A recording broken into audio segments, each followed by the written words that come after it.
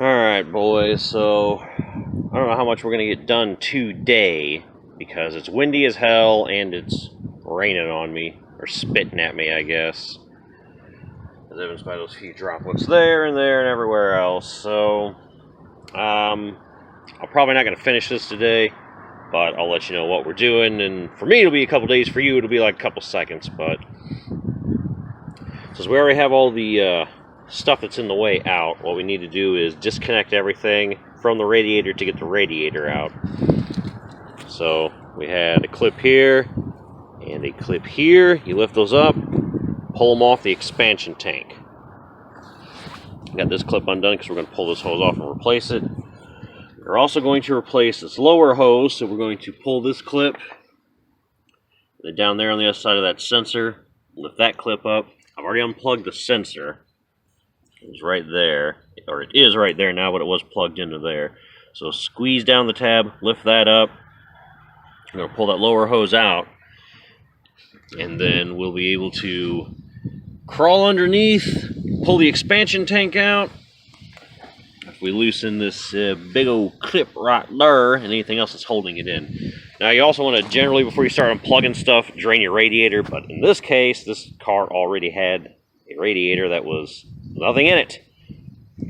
But if you had to, you would lift the car up, and then underneath the driver's side, bottom of the radiator, there's a blue plug that you just unscrew with a large screwdriver, take it out, and then watch it drain, and then do all this. But I get to skip a few steps because, you know, this car's missing a bunch of stuff. And it should be noted, generally this radiator is held in place. Let me get, okay, well, you can kind of see it. You see under my finger right there, there's this hole. This radiator is supposed to bolt up front here to this bracket, this condenser. But we're missing the one on this side and this side. So this radiator is not even secured in place. It's just flopping around. Now, I don't know what size bolt I'm supposed to use to secure this in place, so I'm going to have to find something when I put this thing back together so this thing's not all flopping around. So, alright, we'll disconnect a few more things here, I guess, and we may call it quits because I'm tired of the wind blowing the hood closed, blowing my stuff away, and getting rained on. Alright, boys, so we got the upper hose off. There's damage here. It was already there, so that's on the thermostat housing. I'm assuming this line was taken off whenever they replaced whoever replaced the water pump last time. It was probably damaged during that, so hopefully it doesn't cause any leaks. But I don't like seeing damaged parts. I got this lower hose disconnected there. I got the clip up on there. I haven't pulled it out yet. I've got this clip pulled out, and I've got this hose coming in the back of the expansion tank off. Just lift this up, pull the hose out, and I got the hose out of the way here. So once we go underneath and disconnect the other stuff underneath from the expansion tank, we can lift the expansion tank right out. Alright, so from under the car, here's the radiator. That's where that drain plug was, the blue one. Just unscrews, comes out. I have no coolant in here, so I don't have to really worry about that. Up ahead, the bottom of the expansion tank, you can see that coolant level sensor. I unplug that, just squeeze and pull off. The only other thing we really got holding this thing on now is this hose right here. It's very leaky and nasty. But that's going to, man, it's cold. It's a transmission cooler line deal that's on the radiator, so once we get the expansion tank off, lifting it up, we'll go ahead and undo this clip from the top.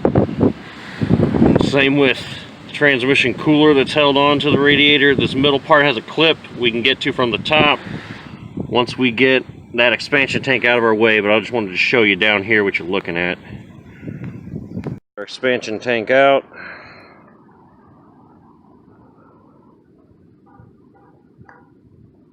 Doesn't seem to be too badly messed up.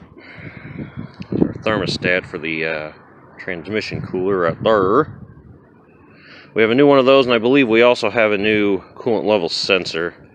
I can put in the new expansion tank. If not, I can reuse this one, but I'm pretty sure we have a new one of those.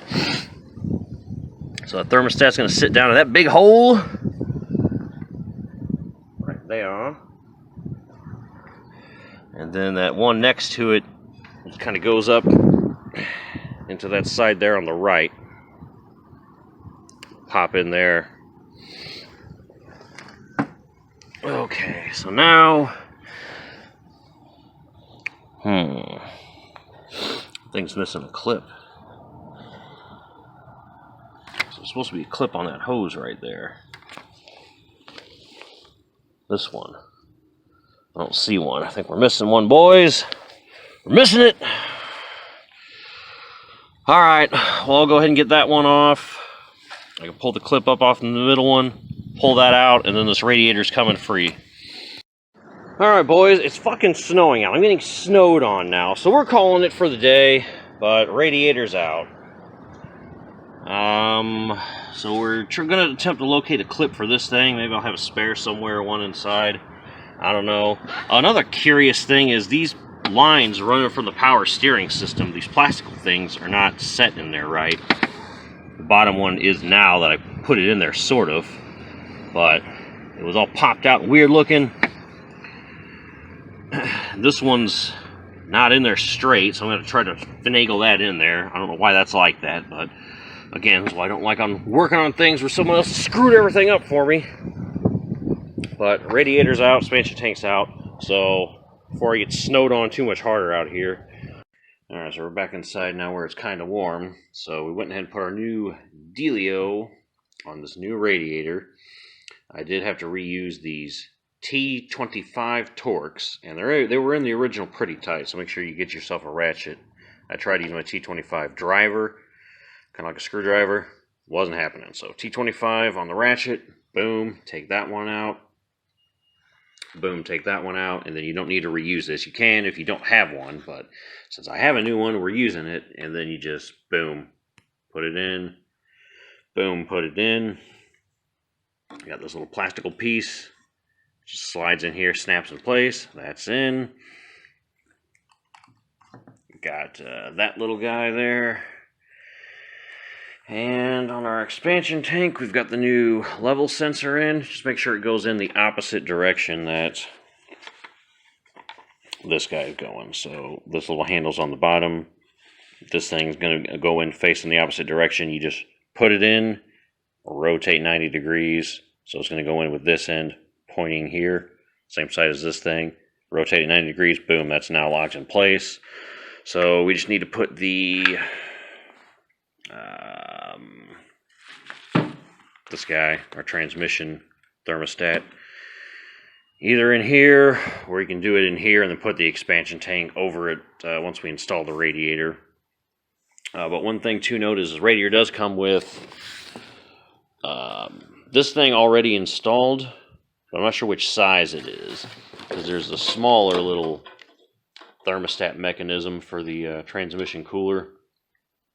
So I'm not sure if we need this one or this one. One's for a manual, one's for an automatic. I'm not sure which one's actually in it, but rather than take this new one out, what I'm going to do is just take it out of the old one, the old radiator. I'll see how big it is. If it's the same size as that, then I'll know I'll have to switch that and put it in here. If it is not, then I'll just assume the one in here is the same size as the original. And then our transmission will stay nice and cool and not overheat. Okay, boys, so it seems we don't have to do anything extra. This short one is for the manual transmission. That one was zip tied over there to the radiator. The long one that's in here is for the automatic transmission. I don't have to do anything then, so we are good the way we are. We can go ahead and start reassembly. Oh, one thing on the O-rings, they're over there in that box now. But the O-rings, you want to go ahead and lube up so they'll snap in and out fairly easily. So, like, if you look in there, there's some O-rings. Okay, yeah, so some on the expansion tank. Take some coolant. I don't have the jugs with me. They're actually in the kitchen. But I'm using Prestone antifreeze green. concentrate, and then I'm going to mix that with a gallon of distilled water. So you'll then have 2 gallons of coolant. Is what 1 concentrate will make for you. So add a 50-50 mix. So make sure you take your coolant and kind of thread around where the O-rings are, and then that way they can pop in place and seal up nice and tight. So this has been all nice and assembled. I got my trans cooler deal. I'm a thermostat guy. He's chilling in there. I guess not the trans thermostat, the the one for the expansion tank. That dude, it's going in the expansion tank. So that's all set. I got my sensor in there now. Boom, boom. So we're ready to rock. Ready to put the radiator back in, put that on, reconnect the hoses, and then we are DUN done after we fill it up and test for leaks. All right, boys, so we got the radiator back in, or as good as we can get it, considering we're missing our securing fasteners there. I might try some zip ties just around here and here to kind of hold it in place or something in the meantime until the owner can get to BMW and get what we need to secure the radiator to the car. I got the expansion tank in. This thing's a fucking bitch to get in, by the way, too. You gotta really push on it. So, expansion tank's in. Got the sensor plugged in. We got the transmission cooler stuff plugged in. Do that first. Put the radiator in. Put that thing in first. And then you're gonna drop your expansion tank on. Secure that guy. Now I just need to get the upper and lower hoses, plug that sensor in, fill her up, and see if we got a non-leaking beast. Okay, boys, so we got the lower radiator hose on, and that sensor right there plugged in. Got the upper radiator hose on, everything's fully secured, nice solid clicks. So a couple tips here. Whereas on the smaller ones, I said coat them with antifreeze and push them in, they'll go right in. That works on those small ones. It does not work so good on the big ones. So what I ended up doing was going inside and running them. The ends are going to be plugged in, clipped in, under some really hot water in the sink. That way 2 things happening. 1, it's getting lubricated slightly by the water when I go to plug it in. And 2, it's being expanded relative to everything out here in the cold. So once you do that, with some finagling, you can get it in. Now, it should also be noted, these clips, you do not pull them up and then push it on and then put them down when you think it's secured. Don't do that. Leave them in the locked position, and then you just wiggle it, push, wiggle and push, and then when it goes on, you'll hear it click. That's when you know it's in place. So make sure you do that. And again, with the water technique, it's pretty easy to do. Otherwise, these big ones are much more difficult to press on than the smaller ones. So I did the lower side first up against the radiator, then this, and then on this one, I did it to the thermostat housing last. I did this first. So I pushed these on here. I just had this kind of squished up against the power steering reservoir here. Boom, once those clicked in, I just got behind it like this, lined it up, and then just kind of wiggled up and down while pushing, up and down while pushing really hard. So like a real hard, just straight push onto it, and then you can see the clip expand slightly, and then click, goes right in. So now what we're going to do is take our new radiator cap off, and I am going to pressure test the system while there's only no liquid in there. So I'm going to see if it'll hold pressure. If it'll hold pressure, good, then we know we've done everything's secured, and we're not going to have any leaks, because you don't want something popping off under pressure and then you don't know about it until after you already fill it with coolant. We don't want the problem, so we're going to pressure test it first with air. If it holds, fill it up, pressure test again, and then after that we'll be good. We can start it, do some tests, make sure the thermostat's opening, make sure the coolant's getting up to temperature, make sure that MAF is doing okay. We'll just leave that is. We're going to leave the fan and everything out for all these tests. That way, if there's also some sort of catastrophic error I don't know about, water pump put on wrong or something, I don't know, the fan doesn't go flying off and damage everything. So I'm going to test it all like this first, and then we will move on. Alright boys, so reference my Pittsburgh pressure test kit. You want to use the orange adapter for the BMW, number 5. We're going to hook the pump up to it, and then we're going to check and see if it holds pressure. Alright, hopefully you guys can see. You're kind of mounted awkwardly on the intake, and there's a shadow because the sun's behind it, but we're going to pump it up, see if we got any pressure holding.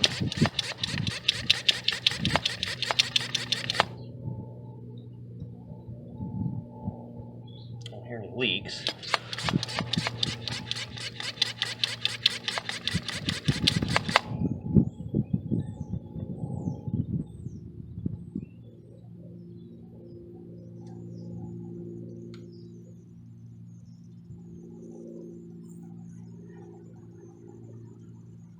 I hear a little something spitting. Could be the bleeder valve.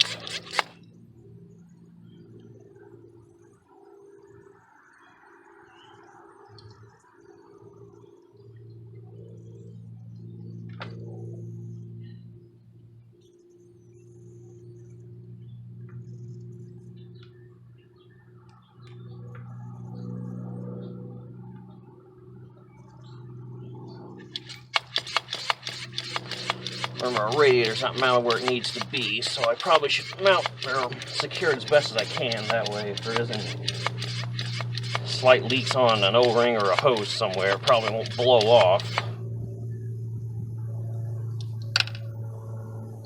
I can hear something at the top of the radiator here at 10.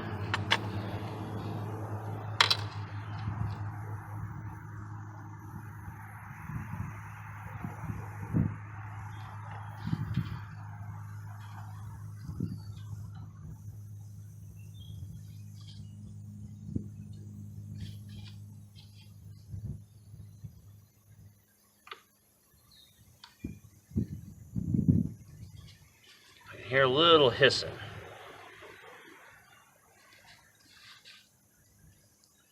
Let's pump it up to close to 15. And I'll go and check underneath, make sure it's not below me.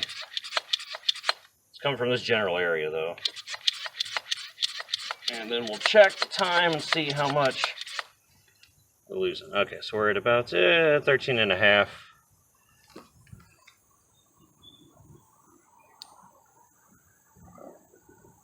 Alright. You guys can probably hear it too. So we're going to check. I'm going to see if I can't locate it. Well, actually,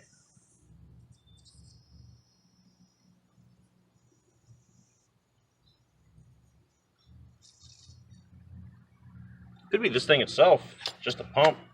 The system might actually be good. I don't know, I hear a little something. I'll go underneath and investigate, make sure it's not underneath. Report my findings. Okay, it's been several minutes, it's been about 5 minutes. And we're at 9, so we are losing a little. But what we'll do is,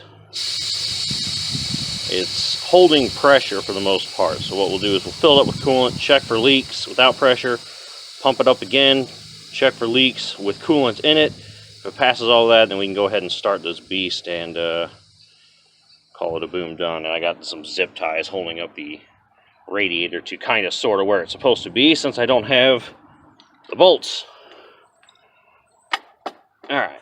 Okay, boys, so we got our gallon of coolant in. 1 gallon. And so we're still going to need more because we obviously have some air pockets in here. But with 1 gallon in there, there's no leaks.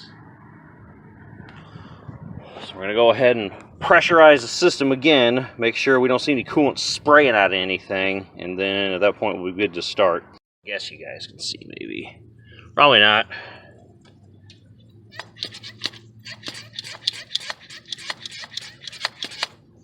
Alright, we're at 10 psi. Go a little bit higher. Alright, so that's 12 and a half.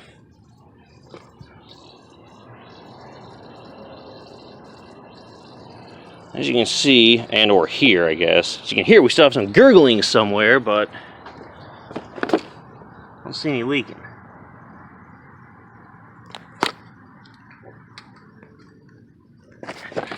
Oh, well, we got a drip. Where's that coming from, I wonder? Let's see.